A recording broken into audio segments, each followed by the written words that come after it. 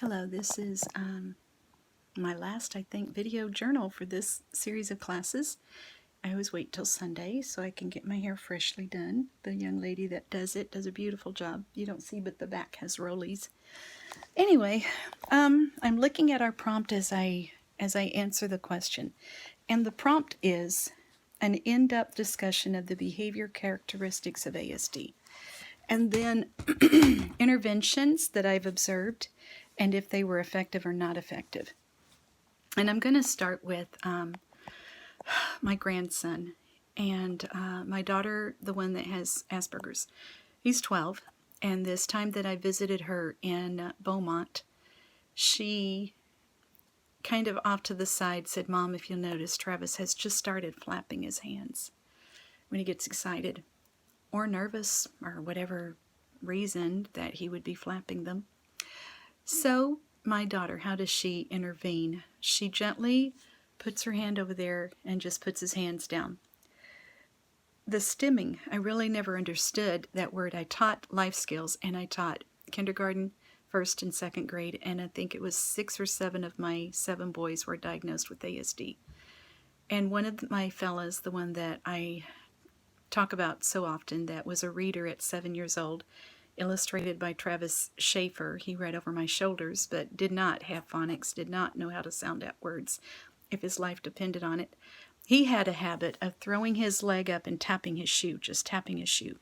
Could be annoying. I mean, it just continued. But the more he became engaged in studies and the more we recognized that he had gifts and fostered those gifts, and the more comfortable he got around me, became with me, the less he tapped his shoe. And the way I intervened there is I would just say, young man, his name, where are your feet? Where are your feet? And he would put his foot back on the floor.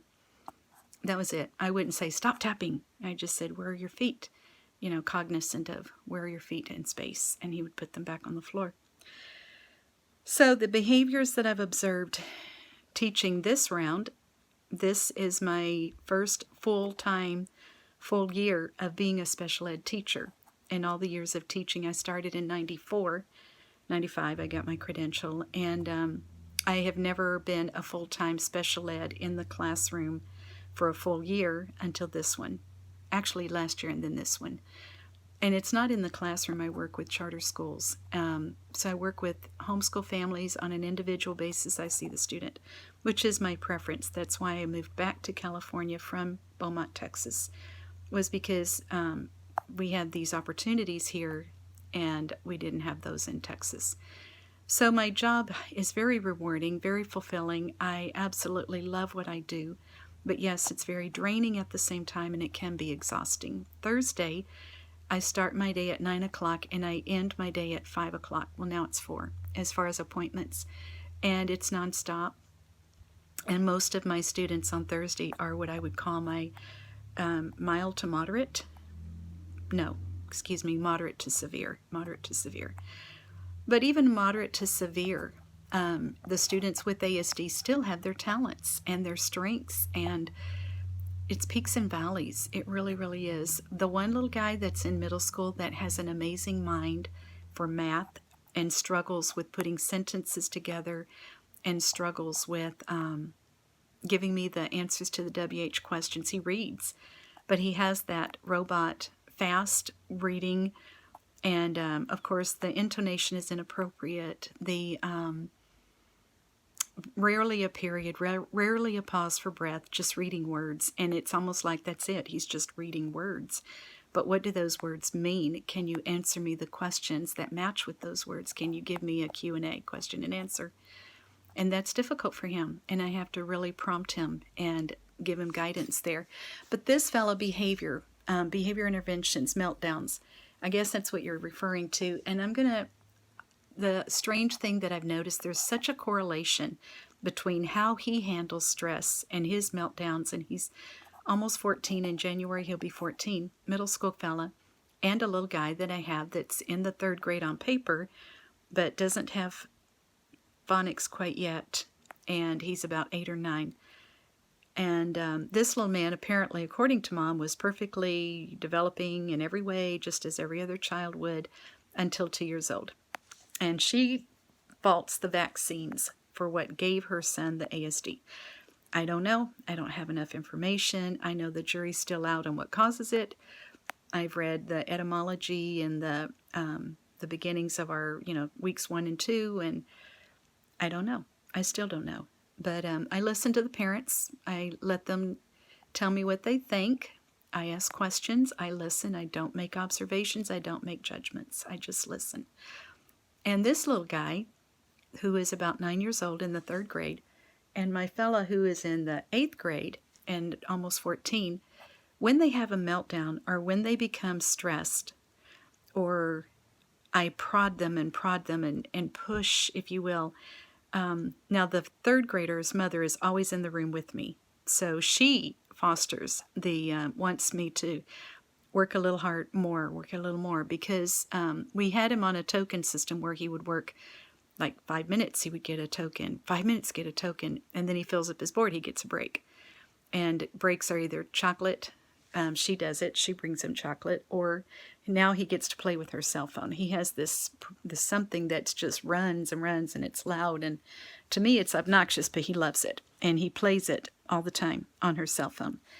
And last year it was a racing cars on a YouTube or something, and this year it's something else, but I'm not sure what it is. But anyway, it's loud. But that's his 3-minute break in between working 10 minutes.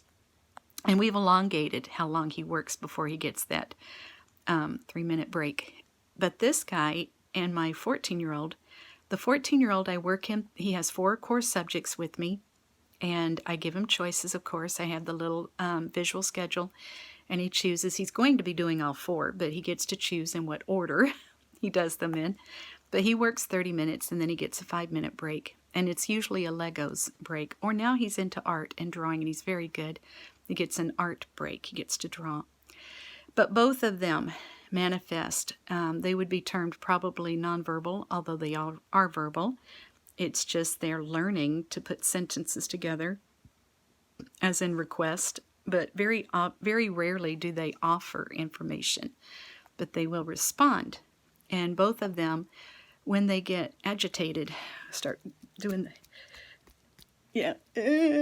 kind of wrinkle up their face and start, pounding their heads. And watching what the 3rd grader's mother did with him as an intervention has cued me in for my middle school guy. The middle school guy gets dropped off with me for 2 hours. The parents go somewhere else. They come back and pick him up. And, of course, asking the mother, what do you do for him and when he gets agitated? And both fellas respond the same way when they get overload. And it's very interesting. I'm very emotional about these babies because I love them so much. And I love working with them. I have found my niche. I have found my passion. And my heart goes out to them. And, of course, with the older fella, I back off. I absolutely back off. With the younger one, what I did last year, because he seemed to do it more often, I reach across and I just hold his hands. And I talk very soothingly. It's going to be okay, buddy. It's okay. It's okay. We can stop. It's okay. And I just sort of wind down and, for some reason my light went dim. Still on my video chat here. I don't know why my light went dim on my cell phone. But anyway, this other little guy, I'll try to go to a better lidded room, more lit room. But this other little fella, he, the middle school guy, I have taught him to go outside and take those cleansing breaths, and he cooperates with me. Well, we definitely have a love factor. Both boys I've worked with for 2 years now. And this is our 2nd year together. And so my taller guy, I take him outside and I say, okay, stop. We don't have to do this right now. Let's just take a break. And we go outside. He follows me, and I've taught him how to breathe in deep, hold it, and then expel. And he nods and smiles, and he does it. And then we will go in and either we'll change topics and do a different subject, or if I really want to finish that one page, we will go ahead and readdress that page. But somehow or other, just taking a step away and coming back, he's able to look at it again and accomplish. And mostly it's the writing. It's not handwriting per se, because he can do that, but it's the writing sentences and thoughts and trying to, like, for example, the one that I used before, and I'll refer back to it because I can't think of another example, was when I asked him in social studies, and that's really one of his hardest subjects to comprehend. Science, no, because it's straightforward, this, that, answer here, it's right there. What's a natural resource? What's a non-renewable resource? You can flip back on the pages and highlight it, and there's that sentence. But social studies is going back in history, and that's something that's a little more challenging for him, time references. And so the question was, why can you not raise cattle in the city? And all he did, and I think I told you this before, he grabbed that word city and he started spouting off a list, smiling, very proud of himself for how many city names he could recall. Denver, Dallas, San Antonio. Just the cognition of why can we not raise cows in the city? And so, of course, I have to break it into smaller pieces and try to get a different response. Therein lies my challenge. Now, the other fella, the younger one, his mother is right there. And if she wants him to continue adding or spell game, phonics, we're teaching him to read. We're using a reading program with him, sound out the words and teaching him to put the words together to make blend them together to make a word. And with him, if she feels it's too much, she'll go ahead and give him a break, but she'll encourage him to go just one more, and you can have a break, one more, and you can have cell phone time.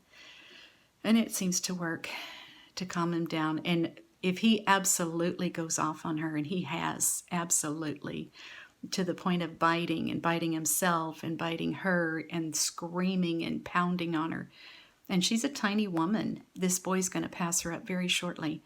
She will grab his arms, her intervention, she grabs his arms, she does the CPI stance, putting arm's length distance between her and him. He's still young enough, she has more power and control. She grabs his arms and she just stands there and very calmly speaks soothingly to him. It's okay, Benito. Benito, it's okay. Benito, you're going to be all right. Just soothing. And he does. She'll say, calm voice, calm breathing. She's had enough ABA training, I guess, and she's one of those moms that the minute she learned he had ASD was online, looking up every resource, every avenue that she could to help her son and to better understand him.